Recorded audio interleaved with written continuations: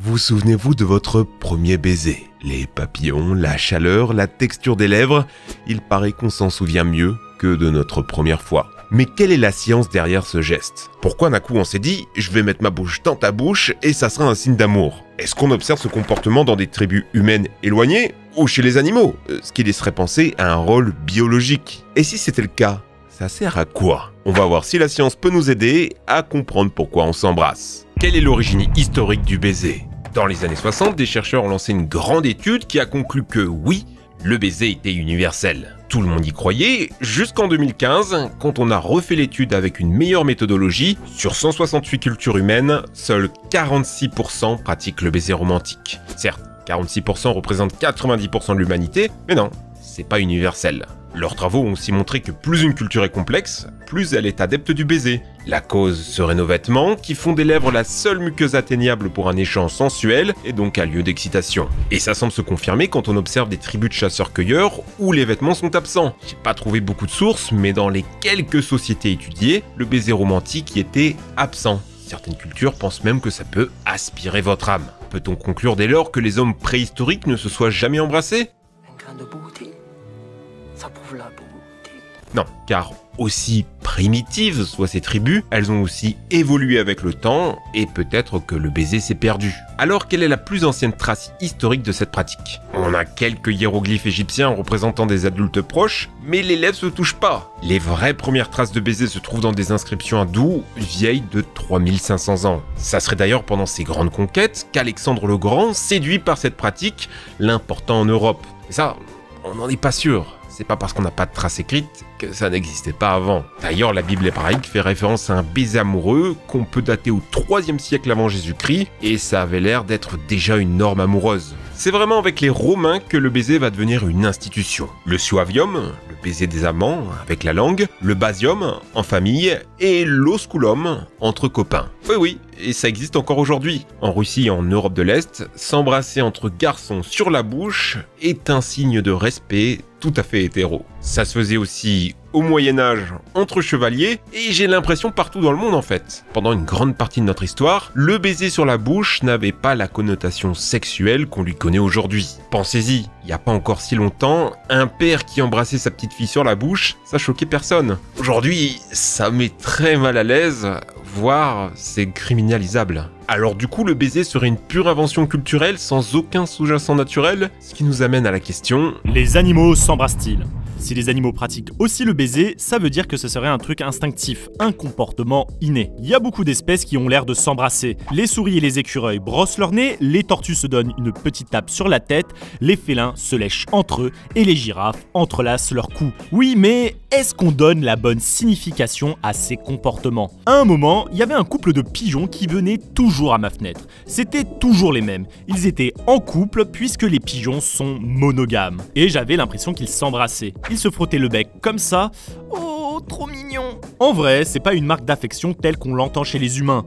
Le mâle est en fait en train de filer de la bouffe à la femelle pour lui montrer qu'il sera capable de la nourrir, elle et leurs futurs petits. Ok, un oiseau c'est loin d'un humain, alors regardons plutôt nos proches cousins les bonobos. Chez eux, après une dispute entre deux individus, on s'embrasse sur la bouche avec la langue pour se réconcilier. Chez les chimpanzés, ça va encore plus loin. Se dire bonjour se traduit carrément par un acte sexuel. Chercher chez les animaux un baiser originel est une sacrée erreur. Tout n'est pas instinctif. Chez les animaux, ils ont des cultures, des comportements acquis qu'ils reproduisent en voyant les autres faire. Nous-mêmes sommes biaisés par nos perceptions culturelles. Regardez ces petits poissons, c'est mignon, ils font des petits bisous. Bon bah en fait c'est carrément de l'agressivité. Alors quand s'arrête notre interprétation et quand commence la science? En même temps c'est assez compliqué de demander aux animaux pourquoi tu lui touches la trompe là. Alors puisque ni l'histoire ni la zoologie ne semblent avoir d'explication, si on regardait aux côtés de la biologie.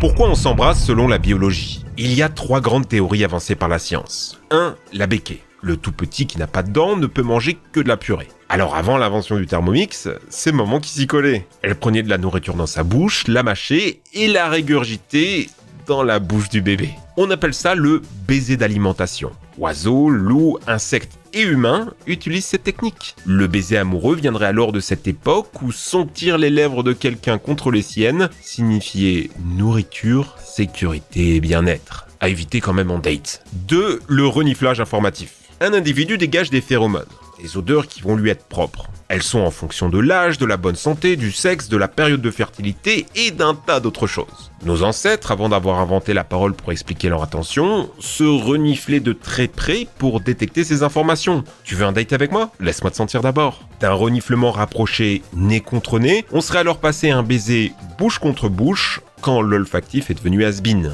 3. La couleur de nos lèvres. Ouais, c'est pas la meilleure théorie, mais les lèvres comme les muqueuses ayant la couleur des fruits bien mûrs et nutritifs, nous aurions une impétence pour ces dernières. Ce qu'on veut en embrassant, c'est se gorger de l'autre comme on croquerait une pêche bien juteuse sur un marché d'été. Problème, ces 3 théories ne nous disent toujours pas pourquoi on garde cette pratique. Plus personne ne crache de la nourriture dans la bouche de son bébé, question phéromones, on voit que ça ne joue quasiment plus, et enfin niveau fruits, on crève plus vraiment la dalle. À quoi ça sert de s'embrasser biologiquement parlant? Un baiser vaut beaucoup mieux que 1000 mots. Vos lèvres s'entrelacent, vous goûtez et sentez ces fluides, ce qui vous livre plein d'informations essentielles pour mieux connaître votre partenaire. Dans la nature, ça a son importance. Le mâle, veuve noire, arrive à sentir si la femelle a faim rien qu'avec les phéromones qu'elle dégage. Plutôt pratique, sachant que la femelle dévore le mâle si on a un petit creux. Mieux vaut éviter de s'approcher dans ces cas-là. Contrairement à l'idée reçue, l'humain a un sens de l'odorat très développé. On peut sentir une gouttelette de substance puante diluée dans l'équivalent de 2 piscines. Certaines personnes, comme cette dame, arrivent même à sentir les maladies, ce qu'on pensait n'être qu'un super pouvoir des chiens. Si l'odorat humain a si mauvaise réputation, c'est qu'il serait incapable de sentir les phéromones. Stress, désir, peur, colère, un chien le sent, pas nous. Enfin, ça, c'est en théorie. Certes, notre organe voméronasal est complètement atrophié, mais il est quand même là. Et certains chercheurs pensent qu'il est encore faiblement actif. C'est la fameuse étude du t-shirt mouillé. Des hommes et des femmes ont porté pendant 3 jours un t-shirt sans parfum, et ils devaient classer l'attractivité des odeurs. Étonnamment, les hommes semblaient préférer les femmes qui étaient en phase d'ovulation. Il y avait même une petite corrélation avec le fait qu'une personne trop proche de nous génétiquement nous attire moins. Plutôt pratique pour éviter la consanguinité. Quand je vous embrasse, c'est comme si j'embrassais mon propre frère. Du coup, s'approcher pour s'embrasser serait une sorte de flémène humain. Le flémène, c'est le nom qu'on donne à la posture que prennent les animaux en recherche de signaux phéromonaux. Ouais, c'est un peu ridicule là. En tout cas, si ça joue pas sur l'odorat, ça joue très certainement au goût.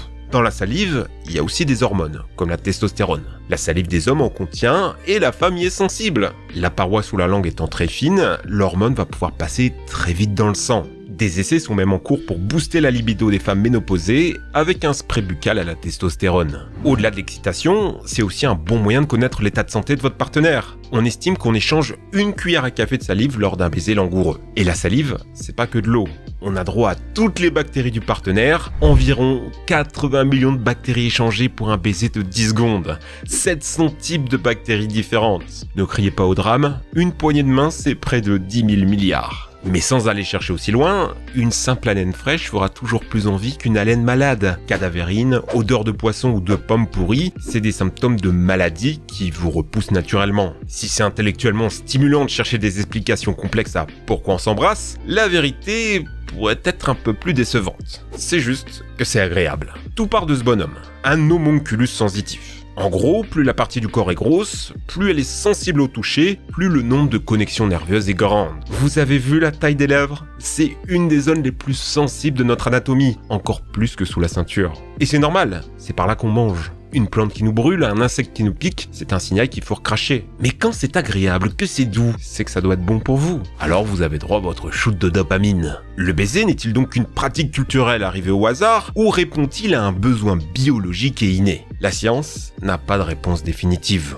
Et c'est étonnant quand on voit l'importance qu'a cette pratique chez nous, même dans des sociétés très technologiques. Regardez cet appareil pour se faire des bisous à distance. Certes, là vous n'avez pas d'informations génétiques, mais vous savez déjà que votre meuf est creepy.